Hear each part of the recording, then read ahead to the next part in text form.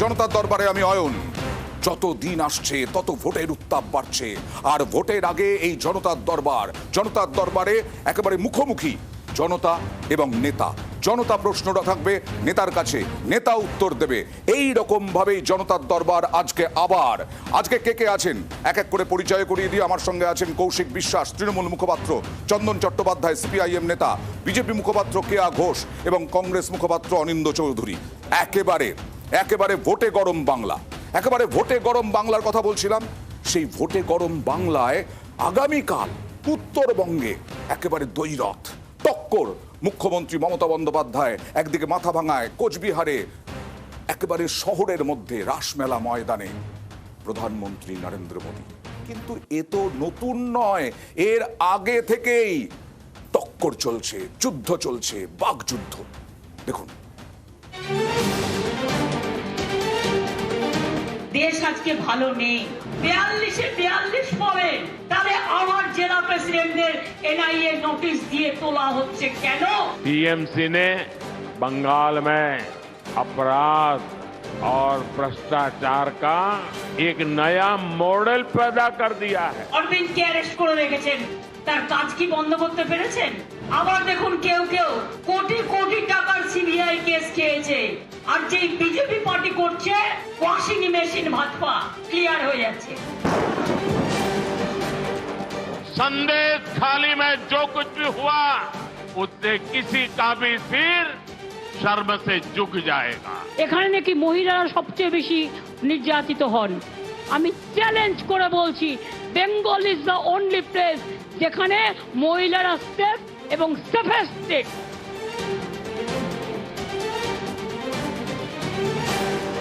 TMC सरकार आपको कदम कदम पर लूट रही है। मोदी मनरेगा की मजदूरी का पैसा दिल्ली से भेजता है, लेकिन यहाँ की टीएमसी सरकार ने अपने तोलाबाजों को फायदा पहुंचाने के लिए यहाँ 25 लाख फर्जी जॉब कार्ड बना करके लोगों को दे दिए। 455টা টিম পাঠিয়েছেন, বলছে সব টাকা পাঠিয়েছিলাম, খেয়ে নিয়েছে। কোথায় খেয়েছে জবাব দাও। টাকাই তো দাওনি, তো খাবেটা কোত্থেকে? बंगाल के कोने कोने से आवाज उठ रही है, अब की बार 400 पार। আমরা বিজেপির সাথে কোনো কম্প্রোমাইজ করব না। পরিষ্কার কথা, বিজেপি যাবে, তৃণমূল থাকবে। সিংহাসনের মহাসংগ্রামে এভাবেই উত্তপ্ত হবে আগামীকাল। এবং একে একে প্রধানমন্ত্রী নরেন্দ্র মোদী সভা করবেন কোচবিহারে, মাথাভাঙায় সভা করবেন মমতা বন্দ্যোপাধ্যায়। শুধু তাই নয়, তারপরে আবার জলপাইগুড়িতেও সভা করবেন মমতা বন্দ্যোপাধ্যায়। এই যে দ্বৈরথ হবে কালকে, সেই দ্বৈরথের দিকে আমাদের নজর থাকবে, রাজনৈতিক মহলের নজর থাকবে। শুধু তাই নয়, একবার দেখাবো বিতর্কে যাওয়ার আগে, প্রশ্নে যাওয়ার আগে, যে উত্তরবঙ্গে কি কি ফ্যাক্টর, কেন উত্তরবঙ্গ বিশেষ করে প্রধানমন্ত্রী নরেন্দ্র মোদীর নজর, মমতা বন্দ্যোপাধ্যায়ের নজর। উত্তরবঙ্গে কি ছিল রেজাল্ট 2019-এ, 2021-এই বা কি হলো, আর 2024-এ কে কি চাইছে, দেখুন।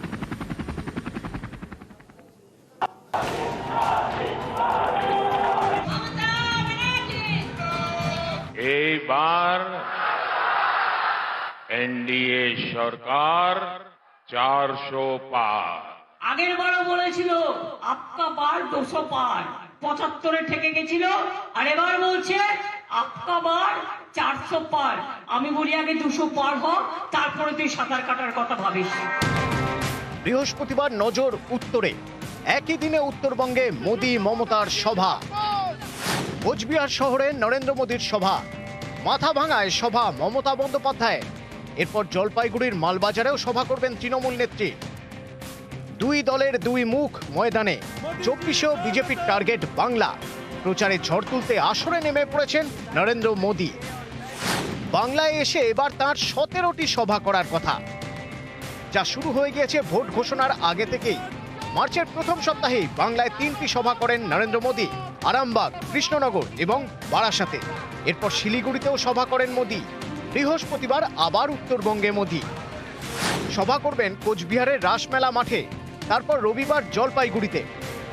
2019 সালে দ্বিতীয়বারের জন্য কেন্দ্রের ক্ষমতায় আসে মোদী সরকার। সেবার বিজেপি একাই 300 পার। বাংলায় বিজেপির আসন 2 থেকে 1 লাফে বেড়ে হয় 18। 19-এ উত্তরবঙ্গে তৃণমূল ছিল 0, 8টির মধ্যে 7টিতে জেতে বিজেপি। এরপর 21-এর বিধানসভা ভোটে বাংলা জুড়ে সবুজ সুনামি বয়ে গেলেও উত্তরবঙ্গে তৃণমূলের থেকে বেশি আসন জেতে বিজেপি।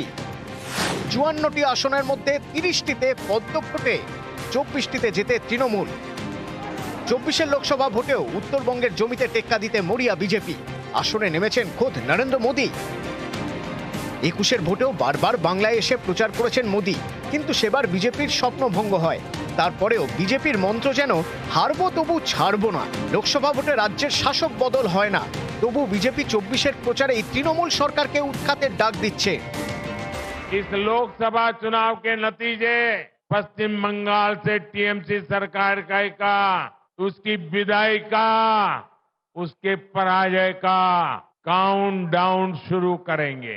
এই রাজ্যে 18টাকে যদি ডবল করে দেন 6 মাসের মধ্যে এই সরকারটাকে বঙ্গোপসাগরে ফেলার কাজ আপনাদের বিরোধী দলনেতা করবে। তৃণমূল কোমর বেঁধে ময়দানে, যেখানে বিজেপির শক্তি তুলনায় বেশি, সেই উত্তরবঙ্গেই পদ্মকে সাফ করতে তৃণমূল মরিয়া। 19-এর লোকসভা ভোটে উত্তরবঙ্গে খাতা খুলতে পারেনি তৃণমূল। 21-এর বিধানসভা ভোটে ছবিটা অনেকটাই বদলে যায়। উত্তরবঙ্গের 54 বিধানসভা আসনের মধ্যে 24টিতে জেতে তৃণমূল। এবার 24-এ আরো ভালো ফল করার লক্ষ্যে ঝাঁপাচ্ছে রাজ্যের শাসক দল। আগামী কয়েকদিনে তৃণমূল নেত্রী পর পর সভা করবেন উত্তরবঙ্গে। আগামীকাল থেকে তো আমার পাবলিক মিটিং শুরু হয়ে যাচ্ছে। প্রথম মিটিংটাই আমার আছে মাথাভাঙা করে আমি মালবাজারে, এখানে মিটিং আছে আমার। পরশুদিন আবার জলপাইগুড়ি, আলিপুরদুয়ার। তারপরের দিনও আমার মিটিং আছে মনে হয় কুচবিহার একটা। পরের দিন আমি এতে যাব তপন, আহমেদাবাদ। 17 তারিখে সম্ভবত আমি আসাম যেতে পারি। উত্তরের মন পেতে বিভিন্ন সামাজিক প্রকল্পকেই হাতিয়ার করতে চাইছে তৃণমূল, যেমন লক্ষ্মীর ভাণ্ডার, কন্যাশ্রী, রূপশ্রী, সবুজ সাথী। এছাড়া চা সুন্দরী তো আছেই। চা শ্রমিকদের জন্য ঘর, বন্ধ চা বাগান অধিগ্রহণ, চা শ্রমিকদের বাচ্চাদের জন্য ক্রেশ, উত্তরবঙ্গের বিভিন্ন জায়গায় জমির পাট্টা দেওয়া, দিনহাটাকে মহকুমা করা। নিউজ 18 বাংলা। এইভাবেই আগামীকাল প্রধানমন্ত্রী নরেন্দ্র মোদী আসবেন কোচবিহারে, নামবেন চপার থেকে। এইভাবেই মমতা বন্দ্যোপাধ্যায় মাথাভাঙায় আসবেন, নামবেন চপার থেকে। আর এই নিয়ে প্রধানমন্ত্রী 17টা সভা করবেন এ রাজ্যে এই লোকসভা নির্বাচনের আগে। এমনিতেই 3টে অলরেডি করে ফেলেছেন। আরামবাগ, কৃষ্ণনগর, বারাসাত, এই সমস্ত জায়গায় তৃণমূলকে আক্রমণ করেছেন চাঁচাছোলা ভাষায়। আর কৃষ্ণনগর থেকে শুরু করেছেন তৃণমূল নেত্রী মমতা বন্দ্যোপাধ্যায়। এবার আমি অ্যাঙ্কার, প্রতিদিন বলি, কিন্তু এখানে যেহেতু জনতার রায়, জনতার প্রশ্ন, নেতাদের উদ্দেশ্যে আপনাদের সঙ্গে পরিচয় করিয়ে দিয়েছি মুখপাত্রদের। কার প্রশ্ন আছে প্রথম এবং কার উদ্দেশ্যে? আমার প্রশ্ন বিজেপিকে। উত্তরবঙ্গে 2019-এ বিজেপির ভালো ফল করেছিলেন, আপনারা ভালো ফল করেছিলেন। আপনাদের এই ফলটাই কি আপনারা আগামী দিনেও ধরে রাখতে পারবেন? কি মনে করছেন? মানে 2021-এ কিছুটা হলেও তৃণমূল ভালো ফল করেছিল, কিন্তু বিজেপি যে ভালো ফল করেছিল তার কাছাকাছি পৌঁছতে পারেনি। এবার কি করে বলছেন যে ভালো ফল করবেন? কারণ ভালো ফল করবেন এর আগে দাবি করা হয়েছে বিভিন্ন জায়গা থেকে। শুভ সন্ধ্যা। যেহেতু এটা জনতার দরবার, জনতাকে প্রণাম জানিয়েই আমি আবার উত্তরটা রাখবো। দেখুন, খানিকক্ষণ আগেই মমতা বন্দ্যোপাধ্যায় বলেছেন, এবং উনি খুব সত্যি কথাই বলেছেন। উনি বলেছেন বিজেপি যাবে, যেটা উজ্জ্বল রেখেছেন। উনি বলতে চেয়েছেন বিজেপি যাবে দিল্লি, আর তৃণমূল থাকবে জেলে। দেখুন, আমরা 8-এ 7টা আমরা পেয়েছিলাম, আপনার যেটা প্রশ্ন করেছিল 2019-এ। এবার আমরা 8-এ 8 পাবো। কেন? আমাদের উত্তর মালদা, দক্ষিণ মালদা, উত্তর মালদাতে আমরা পরাজিত হয়েছিলাম। এবারে 8-এ 8 পাবো। কিভাবে মানে ভোট, মানুষ ভোট দেবেন। মানে আপনি যদি জিজ্ঞেস করেন, দেখুন, মানুষ হেঁটে হেঁটে ভোটদান কেন্দ্রে যাবেন, তারা পদ্মফুল চিহ্নে ভোট দেবেন, এবং সেই ভোটের কারণেই আমাদের যিনি বিজিত সাংসদ 8-এ 8 জন, তারা যাবেন নয়াদিল্লি সংসদ ভবনে। তার কারণ মানুষ, ইঙ্গিত হচ্ছে মানুষ।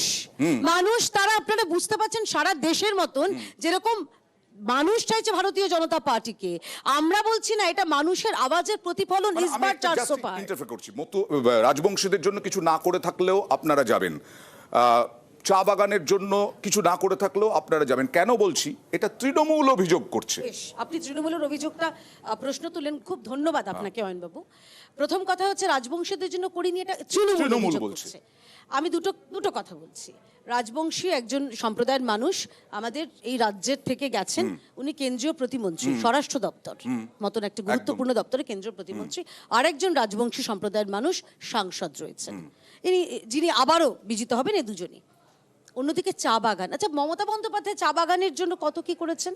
মমতা বন্দ্যোপাধ্যায় রাজবংশীদের জন্য কত কি করেছেন? আমি যদি উল্টোটা বলি যে রাজবংশী সম্প্রদায় থেকে শুরু করে সমস্ত বিভিন্ন সম্প্রদায়, এমনকি সংখ্যালঘু সম্প্রদায়, তাদের শুধুমাত্র ভোট ব্যাংক হিসেবে ব্যবহার করা ছাড়া কোনো কাজ করেনি তৃণমূল কংগ্রেস। কোনো কাজ করেনি তৃণমূল কংগ্রেস। তৃণমূল কংগ্রেস কাজ করছে, করবে না কেন? শাসক দল তো রাজ্যে, সাংসদ হোক, ওখান থেকে 7টা সাংসদ হোক, 8টা সাংসদ হোক, 10 জন সাংসদ হোক, প্রশাসন কাদের? কেন এই প্রশ্ন তুলতে পারছে বিজেপি? প্রথমেই তৃণমূল কংগ্রেসের পক্ষ থেকে এইখানে স্টুডিওতে যে সমস্ত দর্শকরা আছেন এবং সারা পশ্চিমবঙ্গে এবং ভারতবর্ষ জুড়ে যারা এই প্রোগ্রামটা দেখছেন, তাদের তৃণমূল কংগ্রেসের পক্ষ থেকে শুভ সন্ধ্যা। আমি যিনি প্রশ্নটা করলেন তার একটু উত্তরটা সরাসরি বলি। এবার তৃণমূল কংগ্রেসের দাবি, আমরা উত্তরবঙ্গে 8টার মধ্যে 8টা আসন জিতবো এবং বিজেপি একটা শূন্য পাবে। একটা ছোট্ট শেষ উদাহরণ দিয়ে বলছি, যেদিনকে ঝড়টা এলো সেই দিনকে সুকান্ত মজুমদার বালুরঘাটে উপস্থিত ছিলেন, যিনি বিজেপির রাজ্য সভাপতি। তিনি 4:30 থেকে 5টার মধ্যে ঝড়টা হিট করেছিল। তার যদি একটুখানি মানবিকতা থাকতো তাহলে কিন্তু তিনি 3 থেকে 4 ঘন্টা সময়ের মধ্যে তিনি পৌঁছে যেতে পারতেন। হ্যাঁ, আমি মজুমদারের কি দায়িত্ব আছে প্লিজ? আমি না ওভারল্যাপ নয় কে প্লিজ আমাকে প্রশ্ন আমাকে বলতে দাও। আমি বলছি সুকান্ত কৌশিক বাবু আমার প্রশ্ন প্রথম থেকে গরম হয়ে যাচ্ছে। প্লিজ আমাকে তোমার বলার সময় উনি বলেননি কেয়া।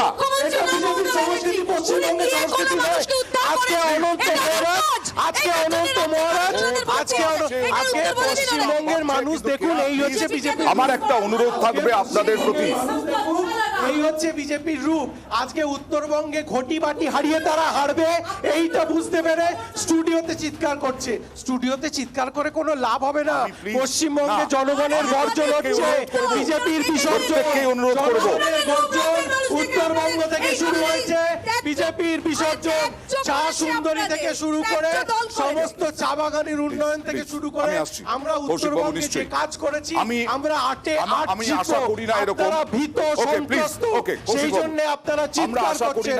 ওভারল্যাপ, বেশি ওভারল্যাপ। একজন কাউকে বলতে দিন। ওকে একজনকে বলতে দিন না, এইরকম অ্যালাউড নয়। হ্যাঁ অবশ্যই গরম হবেই, গরম বাইরে গরম ভেতরে, কিন্তু আমি চাই এই রকম ভাবে বলতে না দেওয়া যেন না হয়। প্লিজ আমরা একটা ছোট্ট বিরতি নেব, বিরতির পর সবার মতামত নেব। সবার মতামত দেওয়ার অধিকার আছে। একটা ছোট্ট বিরতি, জনতার দরবারে ফিরে আসছি। আরো রাজনৈতিক ইন্টারেস্টিং প্যাকেজ দেখাবো আপনাদেরকে, অবাক করার মতো, দেখার মতো। রঙিন রাজনীতি কত রঙিন হতে পারে, আসছি জনতার দরবারে।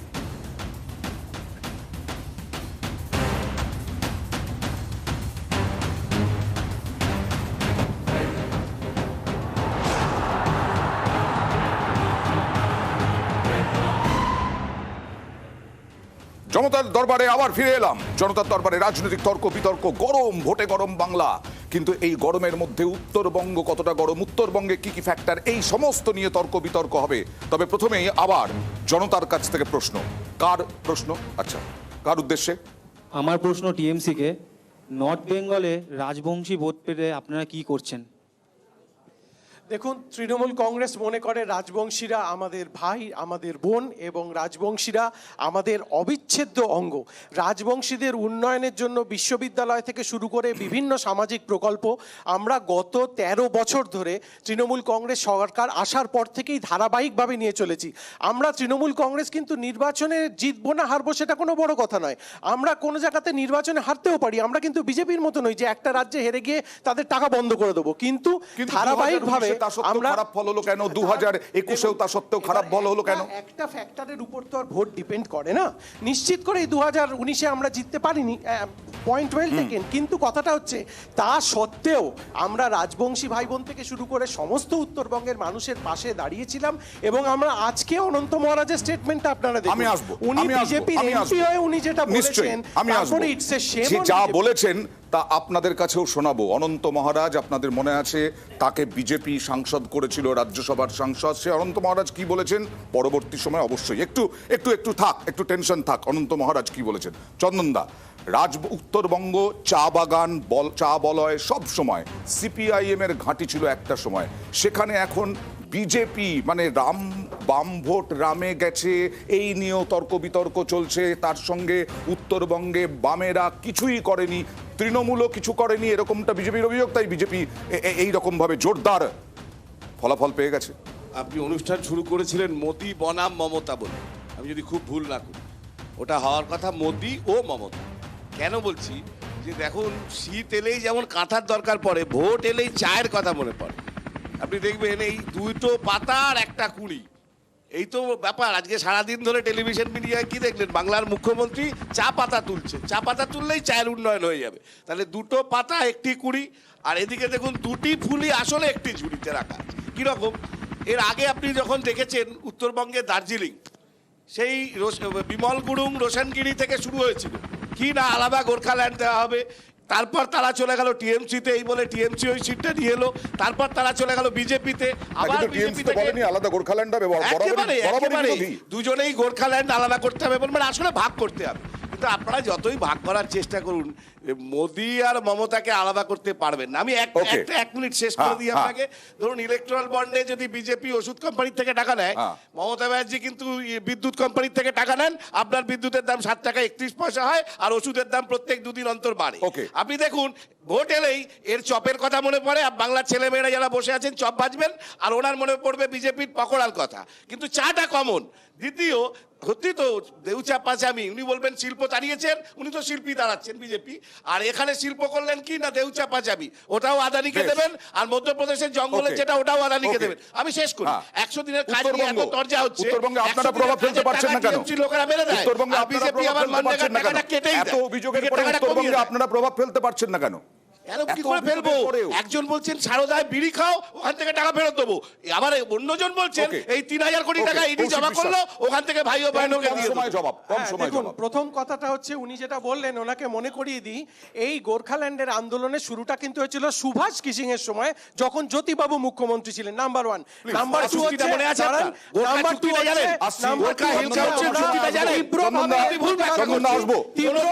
ভুল ব্যাখ্যাটা তুমি বলবে। সিপিএম তার স্বভাব সুলভ মিথ্যাচার, স্বভাব সুলভ মিথ্যাচারের জন্য আপনারা শূন্য হয়েছে।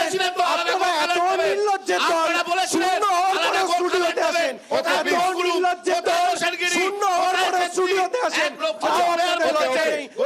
এত কিছু আলোচনা হচ্ছে, এত তর্ক বিতর্ক হচ্ছে, এত চিৎকার চেঁচামেচি হচ্ছে, কেউ কাউকে ছাড়তে রাজি নয়, কিন্তু ফ্যাক্টর গুলো কি ছাড়তে রাজি? ফ্যাক্টর যেগুলো রয়েছে উত্তরবঙ্গে, সেই ফ্যাক্টর গুলো দেখাবো। কি কি ফ্যাক্টর হয়েছে উত্তরবঙ্গে দেখুন। ভোটে গরম উত্তরবঙ্গ, প্রচারে ঝড় তুলতে ময়দানে মোদি মমতা। বিজেপি তৃণমূল দুদলেরই টার্গেট উত্তরবঙ্গ, যেখানে রাজবংশী ভোট বড় ফ্যাক্টর। উত্তরবঙ্গে রাজবংশী ভোট প্রায় 30%, এর মধ্যে কোচবিহার কেন্দ্রে 32%, জলপাইগুড়িতে 53%, আলিপুরদুয়ারে 14%, দার্জিলিংয়ে 48%, রায়গঞ্জে 45%, মালদা উত্তরে 25%, মালদা দক্ষিণে 8%, বালুরঘাটে 20%। উত্তরবঙ্গের 54টি বিধানসভা আসন, এর মধ্যে 30টি আসনে রাজবংশী ভোট 25%-এর বেশি। 19-এর লোকসভা ভোটে এই 30টি আসনের মধ্যে বিজেপি এগিয়ে ছিল 25টি আসনে, তৃণমূল 5টিতে। 21-এর বিধানসভা ভোটেও ছবিটা খুব একটা বদলায়নি। বিজেপি জেতে 21টি আসন, তৃণমূল 9টি। এবার সামনে লোকসভা ভোট, এবার কি হবে? মাননীয় মুখ্যমন্ত্রী রাজবংশীর জন্য যা করেছেন, রাজবংশী উন্নয়ন বোর্ড, রাজবংশী ভাষা একাডেমি, রাজবংশীতে অর্গানাইজ 200টা প্রাইমারি স্কুলের অনুমোদন, বিজেপি সরকার একচুল পরিমাণও করেননি। তার জন্য মানুষ বুঝে গেছে যে তৃণমূলেই যা করবে রাজনীতির জন্য, বিজেপি করার মানসিকতা নেই। প্রধানমন্ত্রী রাজবংশী ভাষা, কান্তপুরী ভাষার স্বীকৃতির কথা বলেছিলেন পঞ্চানন বর্মার সুবিশাল মূর্তি হবে, উত্তর পূর্ব ভারতে রাজবংশী কালচারাল বোর্ড তৈরি হবে, নারায়ণী সেনা তৈরি হবে, কোনোটাই তারা করেনি। পক্ষান্তরে মমতা বন্দ্যোপাধ্যায় সরকার সবকটি কাজ মানুষের স্বার্থে করেছে, আর বিজেপি কেন্দ্রীয় সরকার মিথ্যাচার করছে। তৃণমূল কিসের ভিত্তিতে বলছে যে রাজবংশী ভোট বিজেপির সঙ্গে না থেকে এবারে তৃণমূলের সঙ্গে যাবে? রাজবংশীদের যে প্রতিশ্রুতি দিয়েছিল তার কোন প্রতিশ্রুতিটা পালন করেছে? একটিও করেনি। ওরা রাজবংশী ভাষাভাষী মানুষদের মধ্যে দ্বন্দ্বের সৃষ্টি করবার জন্য একটি ভাষার দুটো ভাগ করলেন, রাজবংশী ভাষা, কামতাপুরী ভাষা, শুধুমাত্র ভোটের রাজনীতি করবার জন্য, রাজবংশী ভাষাভাষী মানুষদের মধ্যে বিভ্রান্তি সৃষ্টি করবার জন্য এটা। উত্তরবঙ্গের অর্থনীতিতে যেমন চা গুরুত্বপূর্ণ, চা তেমনই গুরুত্বপূর্ণ উত্তরের রাজনীতিতেও। चाय बागान में काम करने वाले सभी परिवारजनों को भी इस चाय वाले का प्रणाम। 2015 সালে একটা ইনস্ট্রাকশন দিয়েছিল tea board, government of India, যে এদের এখানে কিছু পোকামাকড় আছে যেটা জন্য এটা বন্ধ করে দেওয়া উচিত। কিন্তু পরে আমরা খবর নিয়ে জানলাম এদের কোনো টাইম দেওয়া হয়নি, এদের জানতেই দেওয়া হয়নি অ্যাকচুয়াল কি ঘটনা, কেন এরা ভিকটিমস হচ্ছে। আলিপুরদুয়ার, জলপাইগুড়ি, দার্জিলিং এবং কালিম্পং, এই 4 জেলায় চা শ্রমিকদের ভোট যেদিকে তাদেরই পাল্লা ভারী। উত্তরবঙ্গের 18টা বিধানসভা আসনে চা শ্রমিকদের ভোট ফ্যাক্টর। 21 বিধানসভা ভোটে এই 18টি আসনের মধ্যে তৃণমূল জেতে 3টি আসনে, বাকি 15টিতেই বিজেপি। বৃহস্পতিবার কোচবিহারে নরেন্দ্র মোদী এবং মমতা বন্দ্যোপাধ্যায়ের সভা। এই জেলায় প্রায় 400 কিলোমিটার সীমান্তবর্তী এলাকা, এর মধ্যে রয়েছে দিনহাটা, সিতাই, শীতলকুচি, তুফানগঞ্জ, মেকলিগঞ্জ। এই সব সীমান্তবর্তী এলাকার বাসিন্দাদের জন্য মোদী এবং মমতা কি বার্তা দেন, সেদিকেও অনেকের নজর। নিউজ 18 বাংলা। কংগ্রেস মুখপাত্র অনিন্দ রায় চৌধুরীর কাছে যাব, এই কারণেই যাচ্ছি যে আজকে সিপিআইএম নেতা যেটা বলছেন, তুমিও সেই সুরেই সুর মেলাবে যে তোমাদেরও প্রভাব ছিল, কংগ্রেসেরও একটা সময় প্রভাব ছিল। রাজনৈতিক বিশ্লেষকরা বলেন যে এখন আর সেই রকম প্রভাব নেই, আর এখন রাজনৈতিকভাবে বিজেপি তৃণমূলের প্রভাব, আর সেই কারণেই এখন তোমরা সেখানেও সেটিং দেখছো। না, সিপিএম যদি বলে যে সূর্য পূর্ব দিকে ওঠে, আমাকেও তো বলতে হবে সূর্য পূর্ব দিকে ওঠে নাকি? সিপিএম বলেছে বলে আমাদেরকে পশ্চিম দিকে ওঠে, এটা ফ্যাকচুয়াল অ্যাসপেক্টের উপরে বলছে। এক, কিন্তু সেটিংটা কি ফ্যাক্ট? চা বাগানের সবথেকে বড় সমস্যা হচ্ছে চা বাগান এই উত্তরবঙ্গে। আপনি দেখবেন অবসরের পর শ্রমিকরা প্রভিডেন্ট ফান্ড পাচ্ছে না, মালিক পক্ষ কোর্টে চলে যাচ্ছে যাতে প্রভিডেন্ট ফান্ড না দিতে হয়। সেখানে আমরা কি দেখছি, ভারতীয় জনতা পার্টি এবং তৃণমূল কংগ্রেস কোর্টে তাদের জন্য কোনো রকম আবেদন বা নিবেদন করছে না। এক, অর্থ সংকট, দূষণ ফি বৃদ্ধি, রাজস্ব কর বৃদ্ধি, কমছে পরিবহনের ভর্তুকি, অপর্যাপ্ত যোগাযোগ, তার সঙ্গে বিদ্যুতের মাসুল বৃদ্ধি, শ্রমিকদের স্বাস্থ্যের হাহাকার। তারপরেও চা বাগান ডেভেলপমেন্ট হচ্ছে না, না কেন্দ্র না রাজ্য কেউ পদক্ষেপ গ্রহণ করছে। কিন্তু অনেকে বলছেন যে, রাজনীতি বিশ্লেষকরা বলছেন যে চা বাগান খোলা হয়েছে এই রাজ্য সরকারের উদ্যোগে। আলিপুর দুয়ারে 5টা রাজনৈতিক বিশ্লেষকরা কবে বিশ্লেষণ করছে না আমি বলতে পারবো না। আলিপুর দুয়ারে 5টা চা বাগান বন্ধ হয়েছে, 17,000 শ্রমিক তারা কাজ হারিয়েছে এবং তারা বিভিন্ন জায়গায় অন্যান্য কর্মক্ষেত্রে চলে যাচ্ছে। 2, স্টেট চা বাগানে পাট্টা দিয়েছে কিন্তু জমি নির্ধারণ করেনি। পাট্টা তো দিচ্ছে, পাট্টা তো জমি থাকবে, জমি নির্ধারণ করা হচ্ছে না। শ্রমিকদের থেকে পিএফ কেটে নিচ্ছে কিন্তু সঠিক সময় জমা রাখছে না মালিক, তার বিরুদ্ধে কোনো অ্যাকশন করছে না, না স্টেট না সেন্ট্রাল। 3,000 টাকা করে হাজিরা চুক্তির ভিত্তিতে বামফ্রন্ট সরকার এই শ্রমিকদের বেতন দিত, সেখানে 3,000 টাকা করে, শেষ হয়নি 10 সেকেন্ড, 3,000 টাকা করে সেটা কমিয়ে দেওয়া হয়েছে, কমিয়ে দিয়ে সেটা 1,800 টাকা করা হয়েছে। 18 টাকা মজুরি বৃদ্ধি করেছে তৃণমূল সরকার কবে, 2023 সালে, কিন্তু সেই টাকা মালিকরা দিচ্ছে না, কিন্তু মালিকদের বিরুদ্ধে কোন রকম আইনগত পদক্ষেপ নিচ্ছে রাজ্য সরকার। কেন্দ্রের বিরুদ্ধে অভিযোগ উঠছে। আমি কেন্দ্রের বিরুদ্ধে অভিযোগটা কেন বললাম, আপনি নিশীথ প্রামাণিকের কথা কিছুক্ষণ আগে বললেন, কেন্দ্রীয় স্বরাষ্ট্র প্রতিমন্ত্রী। আমি জন বার্লার কথা বলছি, তিনি তো চা বলয়েরই একজন সাংসদ, তিনি কি করেছেন এই প্রশ্নও তো তুলছে বিরোধীরা।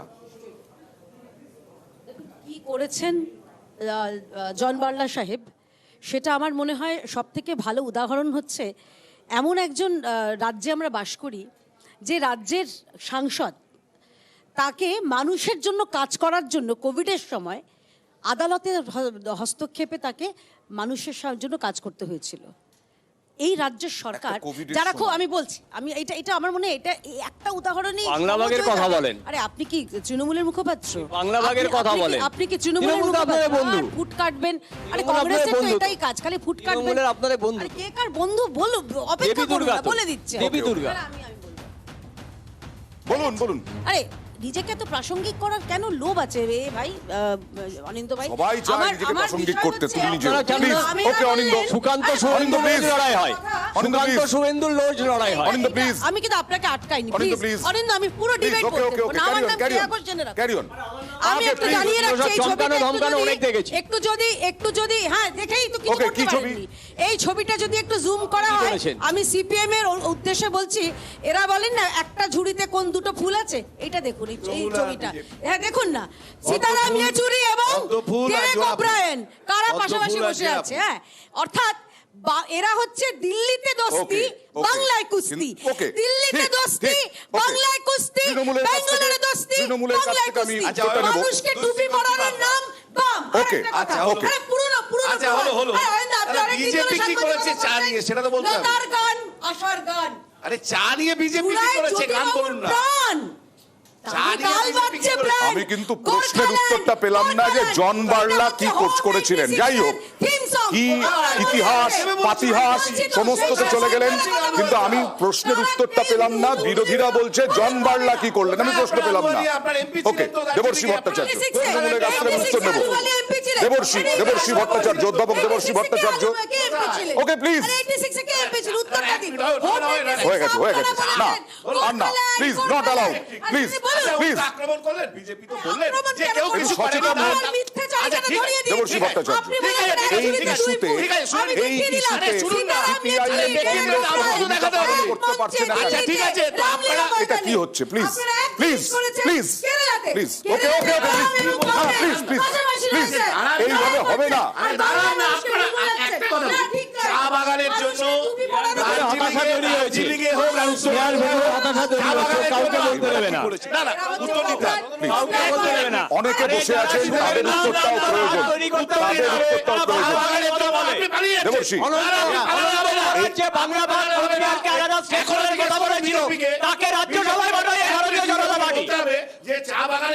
আমি দেবর্ষী বাবুকে বলতে দিতে পারলাম না, আপনাদের জন্য দেবর্ষী বাবুকে বলতে দিতে পারলাম না। দেখুন, কিন্তু যে ইস্যুতে আসছেন, যে ইস্যুতে আমরা বলেছিলাম একটু টেনশনে থাকা ভালো, সেটা হচ্ছে কে অস্বস্তি বাড়ালেন কি অনন্ত মহারাজ, বিজেপির অনন্ত মহারাজ কি বললেন। দেখুন অনন্ত মহারাজ কি বললেন। শাসক দল তাদের বক্তব্য যে বিজেপি যে প্রতিশ্রুতি দিয়েছিল রাজবংশীদের নিয়ে, বিভিন্ন উন্নয়নের নিয়ে, সেই সমস্ত প্রতিশ্রুতি তারা একটাও পূরণ করেনি। এটা তো সত্য কথা, কেন করে না ওইটা তো আমি জানি না। আমাদের কেন্দ্রীয় শাসিত রাজ্য ডিমান্ড নয়, কেন্দ্রীয় শাসিত রাজ্য গঠন করার জন্য গভর্নমেন্টের কমিটমেন্ট। আমরা স্টেট চেয়েছি, ওটা সেই বলছে এখন সংবিধানে ফার্স্ট শিডিউলে নেই, এটা স্টেট গভর্নমেন্ট করবে, সেন্ট্রাল করতে হবে। সেই কথাটাই জনসাধারণ বলতেছে, জনতাদের যা বলবে সেটা তো করতে হবে। যেমন কারো গলায় দড়ি লাগা যায়, লাজ ভান্ডি কি চেনেন তো, বান্ধব মাদারি দেখানে খেলা দেখায় না, এরা ওই স্টাইলে হয়। আমি মাদারি নই, আমি ভান্ডিও নই, ঠিক আছে? আমার গলায় দড়িও লাগা যাবে না, আমাকে নাচাও যাবে না। উত্তরবঙ্গে রাজবংশী ভোট ফ্যাক্টর। রাজবংশীদের স্বঘোষিত মহারাজ অনন্ত রায় ওরফে অনন্ত মহারাজ। 21-এর ভোটের আগে অনন্তর বাড়িতে যান কেন্দ্রীয় স্বরাষ্ট্রমন্ত্রী অমিত শাহ। 2023-এ অনন্ত মহারাজকে রাজ্যসভায় পাঠায় বিজেপি। সাংসদ হিসেবে শপথ নিয়েই গ্রেটার কোচবিহারের দাবিতে সুর চড়ান অনন্ত।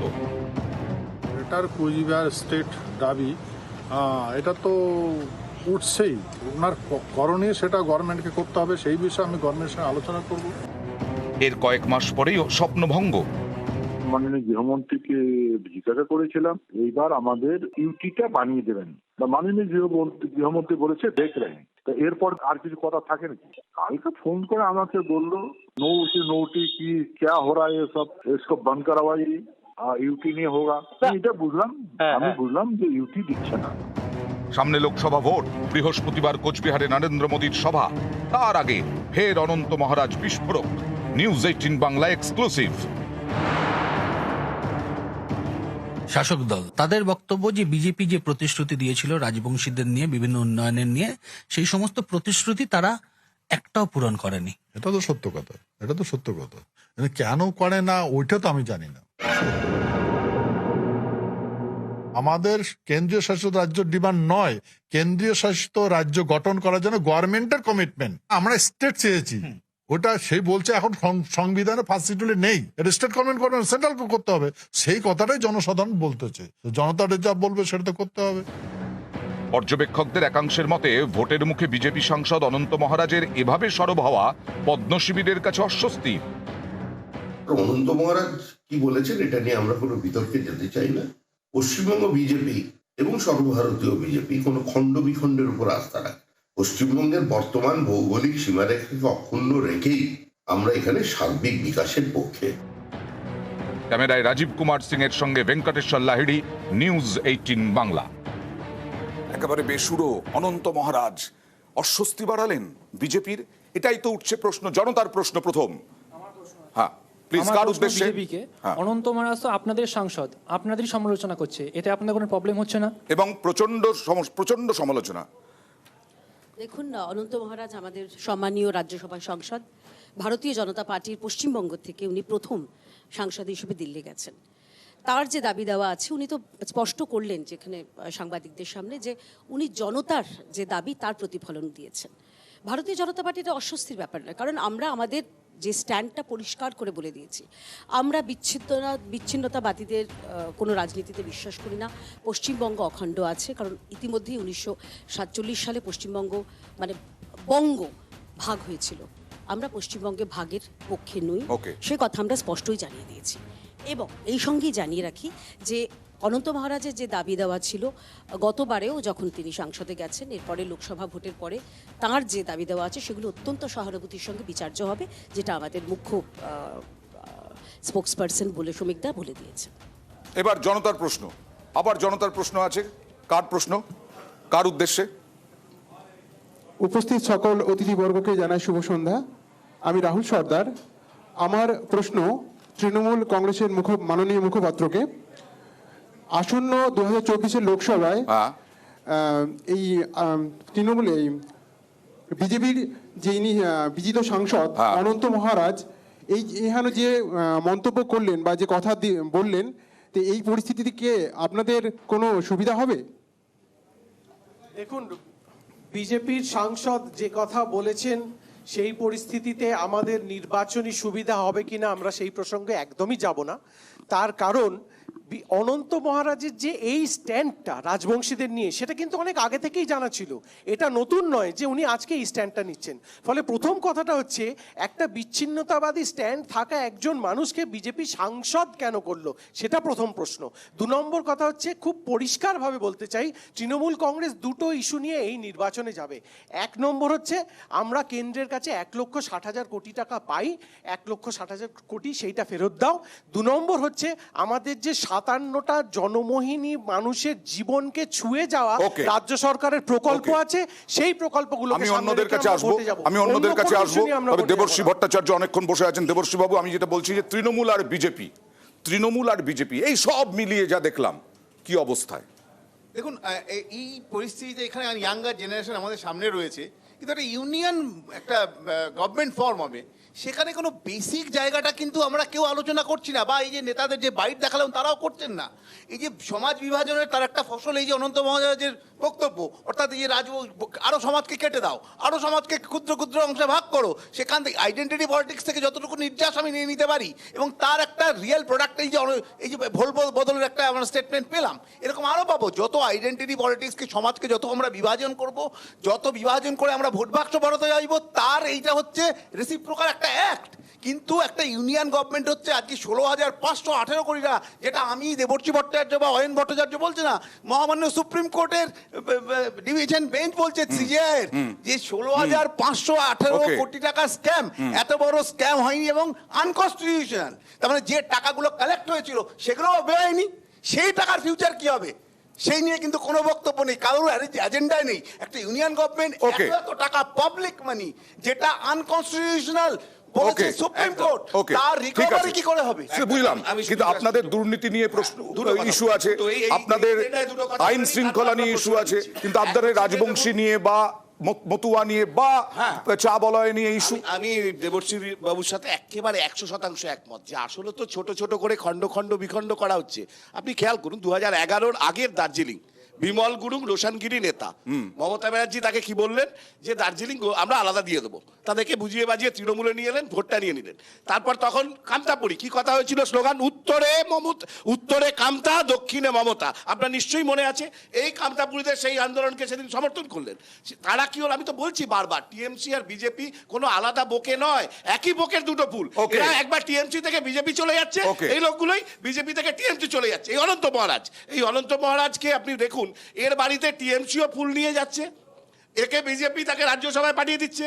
টিএমসি থাকার সময় বলছে হ্যাঁ হ্যাঁ আপনাকে পৃথক রাজ্য দেবো, ইনি বলছেন আমরা, বিজেপি বলছে আমরা আলাদা কেন্দ্র শাসিত দেবো।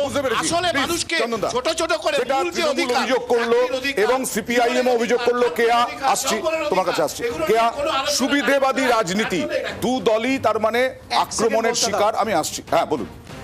যে কমিউনিস্টদের স্বভাব সুলভ মিথ্যে কথা, উনি এইমাত্র বললেন যে মমতা ব্যানার্জি বলেছিলেন দার্জিলিং দিয়ে দেবো, এই মিথ্যের জন্য জনগণ ওদের পশ্চিমবঙ্গের বাইরে বার করে কবে বলেছিলেন দার্জিলিং? আপনার এত মিথ্যে কথা লজ্জা করে না? আপনার এত মিথ্যে কথা লজ্জা করে না? একটা নির্লজ্জ একটু শান্ত, একটু শান্ত, একটু শান্ত। আমি কেয়ার কাছে আসি, আমি একটু কেয়ার কাছে আসি, প্লিজ প্লিজ প্লিজ প্লিজ না, সেইভাবে আক্রমণ না, এইভাবে আক্রমণ না, please please. Okay okay okay please, cool cool cool. কেয়া সুবিধেবাদী রাজনীতির শিকার উভয় পার্টি। Please okay okay please Chandan, please please please please please okay থামুন চন্দন বাবু। কেয়া কেয়া আমি সুবিধেবাদী রাজনীতির আক্রমণ। ওকে ধন্যবাদ ধন্যবাদ, প্লিজ ধন্যবাদ। আমি আপনার প্রশ্নের উত্তরে প্রথমটাই জিজ্ঞাসা করতে চাই, সত্যি কথা, বিমল গুরুং কে? বিমল গুরুংয়ের হাত ধরে জিটিএ যেটা হয়েছিল সেটা কেন করেছিলেন মমতা বন্দ্যোপাধ্যায়? তিনি কি প্রতিশ্রুতি দিয়েছিলেন? পরবর্তীকালে বিমল গুরুংকে তার প্রতি এরকম রেড অ্যালার্ট জারি করা, তার প্রতি এক সেকেন্ড বলছি চন্দনদা বলছি, না না আমি বলছি, তারপরে আবার বিমল গুরুংকে কি কারণে তাকে আবার রেড কার্পেট বিছিয়ে ফেরত নিয়ে আসা হলো? অর্থাৎ মমতা বন্দ্যোপাধ্যায় সুবিধাবাদী রাজনীতি যদি কেউ করে থাকেন, তার নাম এক এবং একমাত্র মমতা বন্দ্যোপাধ্যায়। তিনি মতুয়া ভোট ব্যাংক করেছেন পশ্চিমবঙ্গের মধ্যে বিভিন্ন, আপনি যেটা বলছেন জাতিগত বিভাজন, এটা মমতা বন্দ্যোপাধ্যায় শুরু করেছেন। মতুয়া থেকে আপনি মনে নেই আপনার বীণাপানি দেবীর বাড়িতে যাওয়া, সে বড়বার কাছে যাওয়া থেকে শুরু করে মতুয়া রাজবংশী, উনি আবার পাহাড়ে গিয়ে তাতে ক্ষান্ত হননি, উনি লেপচা জগৎ শুরু করেছেন, উনি বিভিন্ন পাহাড়ের মধ্যে পর্যন্ত বিভাজন করছেন। কেন হাঁটবো? আমরা বারে বারে বলছি আমরা মানুষের পক্ষে, আমরা সারা দেশের মানুষের পক্ষে নরেন্দ্র মোদী কাজ করছেন, একাগ্রচিত্তে কাজ করছেন। এরা খালি বিভাজনের রাজনীতি শুরু করেছে, বিভাজন, এটাই তো প্রশ্ন। প্লিজ ওকে হয়ে গেল, সময় শেষ, সময় শেষ, প্লিজ কৌশিক বাবু। দেখুন, বিভাজনের রাজনীতি ভারতবর্ষে কারা করে সেটা সারা ভারতবর্ষের মানুষ জানেন, এটা নিয়ে আমাদের নতুন করে কিছু বলার নেই। বিভাজনের কথা কে বলেছিল? প্লিজ প্লিজ আমি জিজ্ঞাসা করি, সবাই দেখুন তাহলে বিজেপি কিভাবে ডিবেট করে, সবাই দেখুন প্লিজ প্লিজ। এইবার আমরা বিভিন্ন বোর্ড করে তাদের যে সমস্যাগুলো, আমি পাহাড়ের কথা বলছি, তাদের যে সমস্যাগুলো সেগুলো আইডেন্টিফাই করে, it is a model of governance. এই মডেল অফ গভর্নেন্স সারা বিশ্বজুড়ে স্বীকৃত, এবং সেই বোর্ডগুলো গঠন করে তাদের যে লোকাল প্রবলেমসগুলো সেগুলো যাতে আরো ভালোভাবে at the micro level solve করা যায়, এই জন্যই আমরা করেছি।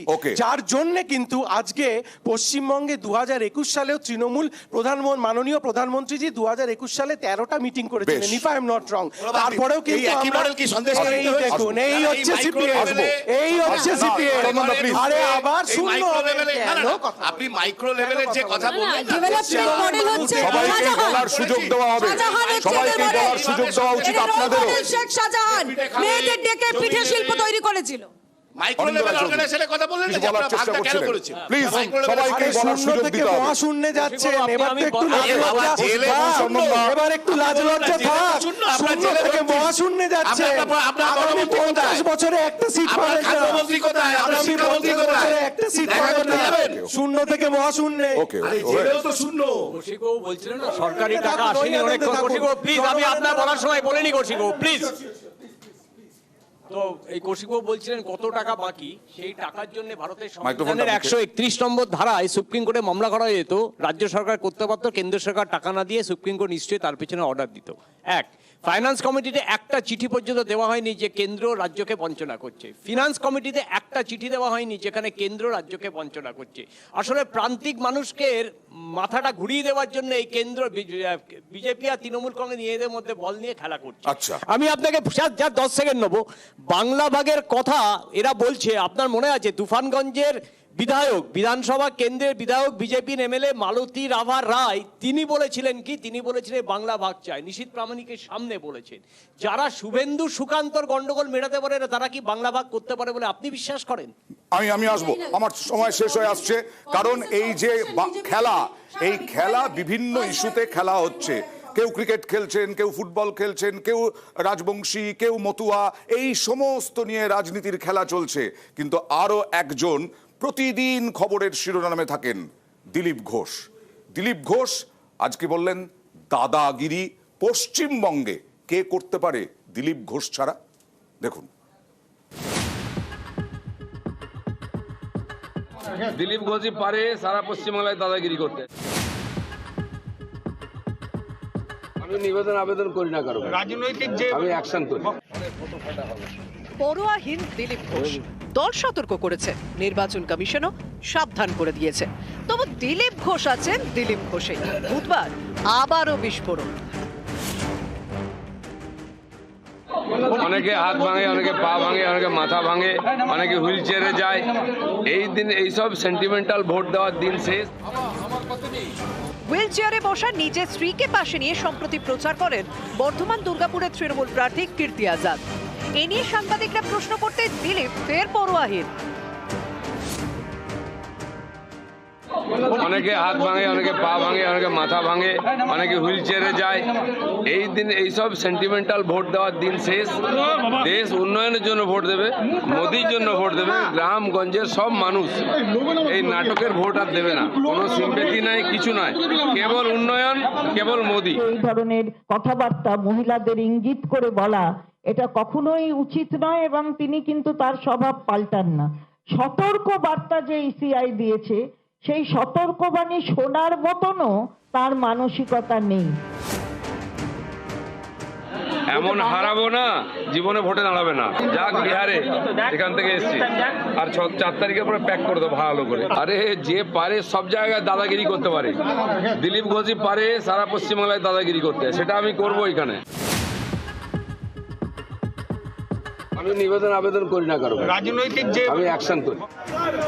19শে এপ্রিল শুরু লোকসভা ভোট, হাতে খুব বেশি আর সময় নেই। এখনো সবকটি আসনে প্রার্থী ঘোষণা করতে পারেনি বিজেপি। এর মধ্যে রয়েছে ডায়মন্ড হারবার, আসানসোলের মতো আসন। একে হাতিয়ার করে বিজেপিকে বিত্তে ছাড়ছে না তৃণমূল। দিলীপ অবশ্য বেপরোয়া, তিনি চালিয়েই খেলছেন। দিদি গিয়ে গোয়াতে বলেন আমি গোয়ার মেয়ে, ত্রিপুরায় আমি ত্রিপুরার মেয়ে। আমার বাপ তো ঠিক করুন, যাত্রার মেয়ে হয় ঠিক। এই মন্তব্যের জন্য নির্বাচন কমিশন সাবধান করে দিয়েছে দিলীপ ঘোষকে। তারপরেও দিলীপ আছেন দিলীপেই। তৃণমূলের বিরুদ্ধে তো আমি লড়াই করেছি, আর কে পশ্চিমবাংলা লড়াই করেছে? সিপিএম কংগ্রেস ছিল, এখন সেটিং বলছে, চিরদিন সেটিং করেছে, তাই দোকান উঠে গেল। দিলীপ ঘোষ লড়াই করেছে বলে যাদের দেখছেন সব বিজেপি ছিল না, এরা টিএমসিকে হারাতে দিলীপ ঘোষের সঙ্গে এসছে। আজ আমাদের লক্ষ লক্ষ কর্মী দেখেন, তারা সিপিএম করেছেন, কংগ্রেস করেছেন, মার খেয়ে দুর্নীতি দেখে বিজেপি ঝান্ডার তলায় এসছেন এখানে পরিবর্তনের জন্য। আমি অ্যাকশন করি। এবার দাদাগিরির হুঙ্কার।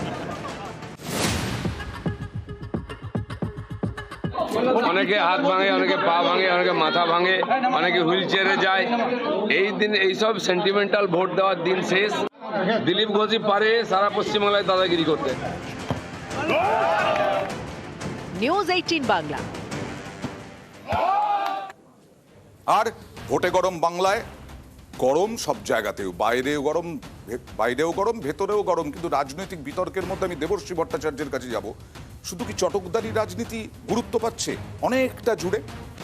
অ্যাকচুয়ালি তাই, কারণ একটা কথা বোঝা গেছে যে যেভাবেই হোক আমি কোনো মতে ভোট বাক্স যদি কনভার্ট করতে পারি, অন্য যে পার্টিনের প্রশ্নগুলো, এই যে যারা ইয়াঙ্গার জেনারেশন রয়েছে এদের ফিউচার, আমাদের দেশের পার ক্যাপিটা ইনকাম 143 নম্বরে আমরা চলে গেছি, আমাদের দেশের দারিদ্র সীমার নিচে কতজন লোক এখনো আছে সেটা এখন পর্যন্ত কোনো স্পষ্ট নয়, এবং এই দারিদ্র এবং যে অর্থনৈতিক বৈষম্য বারবার আপনি কি মনে করেন যে এইসব নিয়ে যখন যদি আলোচনা হয়, আমি বলছি আপনি কি মনে করেন যে এইসব নিয়ে আলোচনা হলে মানুষ শুনবে, নাকি দিলীপ ঘোষ এই সমস্ত কথা বললে মানুষ শুনবে? এইটা তো দেখছি যারা অদ্ভুতভাবে, যারা কিন্তু আইন সভায় যাবে, যারা আইন তৈরি করবে, তারাই বেআইনি কথা বলে ভোট করছে। কি অদ্ভুত ব্যাপার!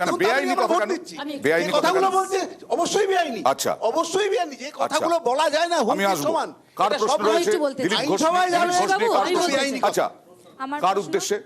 আমার প্রশ্ন BJP. Okay please. Dilip Ghosh বলছেন একাই লড়ছেন, তিনি বলছেন দাদাগিরি করবেন, তো সেই ক্ষেত্রে তিনি কি অন্য কোনো বিজেপি নেতাকে চ্যালেঞ্জ করছেন? মানে এখানে আমি বলি, আজকে তৃণমূল কংগ্রেস প্রেস কনফারেন্স করেছিল, চন্দ্রিমা ভট্টাচার্য বলেছেন হতে পারে ওনার দলেরই কাউকে দাদাগিরি বলছেন, আমি দাদাগিরি করব আর কেউ দাদাগিরি করবে না।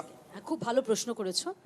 দেখো দেবশ্রী বাবু যেটা বললেন যে বেআইনি, আমি জানি না, মানে আমাকে ভুল যদি বলে থাকি শুধরে দেবেন। একটি বহুল প্রচলিত একটা শো আছে বাংলায়, যেটা এই রাজ্যের এক দাদা মহারাজ, যাকে আমরা দাদা বলে থাকি, তিনি সেই শোটা করেন। তিনি যে যখন শোটা করেন তখন সবাই হাততালি দিই, আর দিলীপ ঘোষ বললেই মানে ওই একটা কি আমি করলে লীলা, কে করলে কিসব বলে না, আমি সেটা বলতে চাই না। আচ্ছা, যেটা দর্শক যেটা প্রশ্ন করলেন, দর্শক বন্ধু, দিলীপ ঘোষ তিনি দলের কাউকে চ্যালেঞ্জ করেননি। দিলীপ ঘোষ যখন লড়াই করেছেন এই রাজ্যে, যখন তিনি রাজ্য সভাপতি হয়েছেন, তখন ভারতীয় জনতা পার্টির আমাদের ভোট শেয়ার বলুন, আসন সংখ্যা খুব কম ছিল। সেই জায়গায় লড়ে তিনি ভারতীয় জনতা পার্টিকে একটা উচ্চতায় নিয়ে গেছেন, যেটা পরবর্তীকালে তিনি ব্যাটনটা যার হাতে তুলে দিয়েছেন, অর্থাৎ ডক্টর সুকান্ত মজুমদারকে, তিনি তার থেকে আরো বেশি উচ্চতায় নিয়ে যাবেন। তো এটা তো পার্টির পরম্পরা। দিলীপ ঘোষ চ্যালেঞ্জ করেছেন এই রাজ্যের দুর্নীতিগ্রস্ত তৃণমূল নেতা। চন্দন চট্টোপাধ্যায়, আপনি কি তার মধ্যে সেটাই দেখছেন? না, আমি বলতে চাইছি টিএমসি আর বিজেপি দুটো দলের আসলে ঘষে ঘষে চলছে। এদিকে দিলীপ ঘোষ কিছু বলবে, ওদিকে কুণাল ঘোষ কিছু বলবে, কিন্তু জনগণের তো ঘষে ঘষে চলবে না। তাদের তো বসে বসে ভাবছে ওষুধের দাম, জিনিসের দাম, পেট্রোল, ডিজেল, বেকারি, আর এই যে লক্ষ লক্ষ কোটি টাকা সিংহাসনের মহাসংগ্রামে বা জনতার দরবারে শুধু তর্ক বিতর্ক ঝগড়াই তো শুধু হবে না। আবার বলি, আপনাদের কাছে কিছু ভালো ইন্টারেস্টিং প্যাকেজ আমি তুলে ধরবো। আমি দেবশ্রী বাবু এবং বলছি, আমি অয়নদাকে বলছি, অয়নদা হুইলচেয়ারের রাজনীতি আবার দেখলাম, মানে রিপিট টেলিকাস্ট দেখতে পাচ্ছি মনে হচ্ছে খুশির। দেখুন, আমি শুধু এটুকুন বলবো, ভোট দিতে যাওয়ার আগে একটু ভাববেন, ভারতবর্ষের ধনীতম 1%-এর হাতে ভারতবর্ষের 40% সম্পদ, ভারতবর্ষের 26 কোটি লোক। তার মধ্যে কি ভাইপো রয়েছে? প্লিজ না, আমি বলছি, আমি জিজ্ঞেস করছি, উনি বলেননি বলার সময় এই সৌজন্যতা তো রাখো। এই সৌজন্যতা অবস্থায় শুধু ভাইপো রয়েছে, কে কারোর ভাইপো হতে পারে? বেকারদের সংখ্যা 2024 সালে 13.2%, 2023 ডিসেম্বরে 9.3% হচ্ছে শহুরে বেকারত্বের সংখ্যা। আরে আমাদের রাস্তায় বেকাররা বসে আছে, তো রাস্তায় রাজপথে বেকাররা বসে আছে, আপনারা দায়ী, তৃণমূল দায়ী তার জন্য, কারণ এই রাজ্যের রাস্তায় বেকারদের বসিয়ে রেখেছেন হাজার দিন ধরে। এবার একটু ঠান্ডা ঠান্ডা কুল, কারণ আপনাদের সামনে তুলে ধরছি এই যে তর্ক বিতর্ক ঝগড়া, শুধু তো এটা দেখালেই হবে না। আজকে গরম, প্রচন্ড গরম, তার মধ্যে কিভাবে প্রচার পর্ব সারছেন এই বিজেপি তৃণমূল প্রার্থীরা, সেইটা আপনাদের সামনে তুলে ধরছি।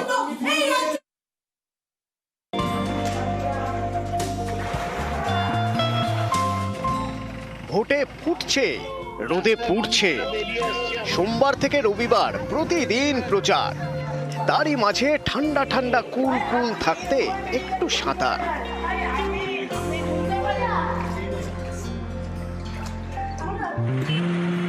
শনিবার পর্যন্ত দক্ষিণবঙ্গে একাধিক জেলায় তাপপ্রবাহের সতর্কবার্তা দিয়েছে আলিপুর আবহাওয়া দপ্তর। অস্বস্তির খবর শুনিয়েছে মৌসুম ভবনও।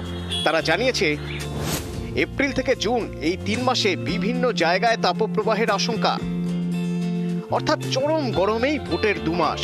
কিন্তু তাই বলে তো ঘরে বসে থাকা যায় না, প্রচারে তো বের হতেই হবে। যেমন পুরুলিয়ায়, এই জেলায় তাপমাত্রা 40 ছুঁই। তাতেই প্রচারে তৃণমূল প্রার্থী শান্তিরাম মাহাতো।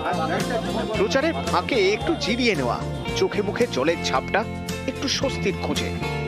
কর্মীদেরকেও তো বাইরের থেকে বিভিন্ন জায়গা থেকে আসতে হয়, সেই কথা মাথায় রেখে আমরা কিন্তু ছোট ছোট প্রোগ্রাম, ইনডোর প্রোগ্রামই করার ব্যবস্থাটা নিচ্ছি। আরামবাগের তৃণমূল প্রার্থী মিতালি বাগ। গরমে প্রচার, তাই প্রচারের ফাঁকে টক দই, কখনো নুন চিনির জল।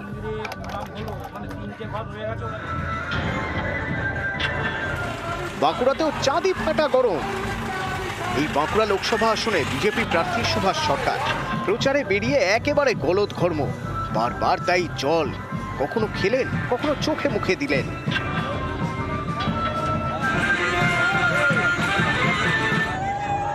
কৃষ্ণনগরের তৃণমূল প্রার্থী মহুয়া মৈত্র গরমে তেষ্টা মেটাতে ডাবের জলে চুমুক।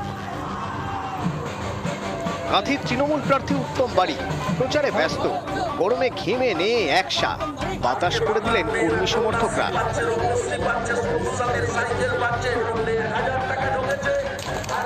নিউজ 18 বাংলা।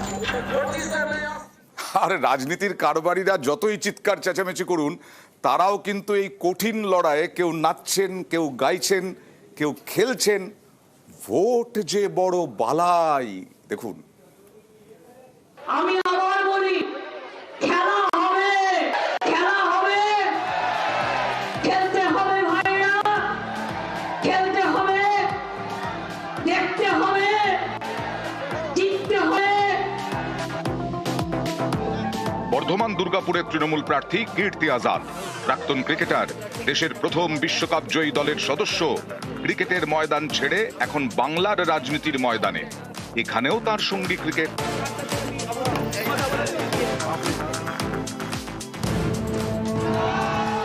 প্রাক্তন ক্রিকেটারের বিরুদ্ধে প্রচারে নেমে ক্রিকেটের ময়দানে দিলীপ ঘোষও একেবারে চালিয়ে খেললেন।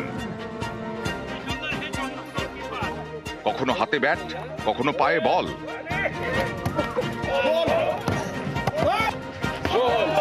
ভোট বড় বালাই, তাই কেউ খেলায়, কেউ নাচে গানে।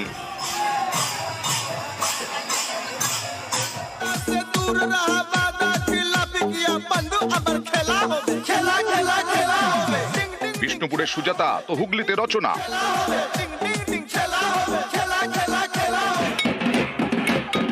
পিছিয়ে নেই হুগলির বিজেপি প্রার্থী লকেট। যাদবপুরের তৃণমূল প্রার্থী সায়নী ঘোষ, ভোটের প্রচারে নেমে তিনিও নাচের ছন্দে।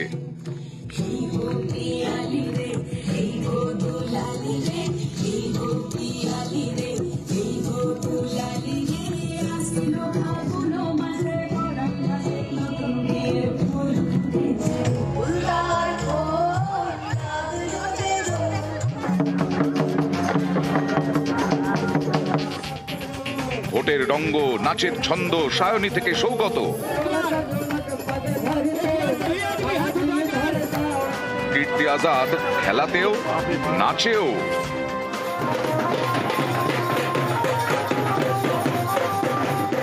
খেলাধুলা, নাচ গান, ভোটের প্রচার টান টান। পাগল অদৃশ্য মনে দেখতে পারো, কিন্তু চোর দেখার চোখ নাই তোমার, শর্মিলা সরকার। নিউজ 18 বাংলা। খেলাধুলা, প্রচার টান টান, একেবারে রাজনীতির ময়দান টান টান। আগামীকাল কি হবে?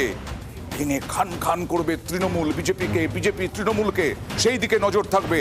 আজকের মতো জনতার দরবার এখানেই শেষ। অনেক ধন্যবাদ সবাইকে, আবার কাল।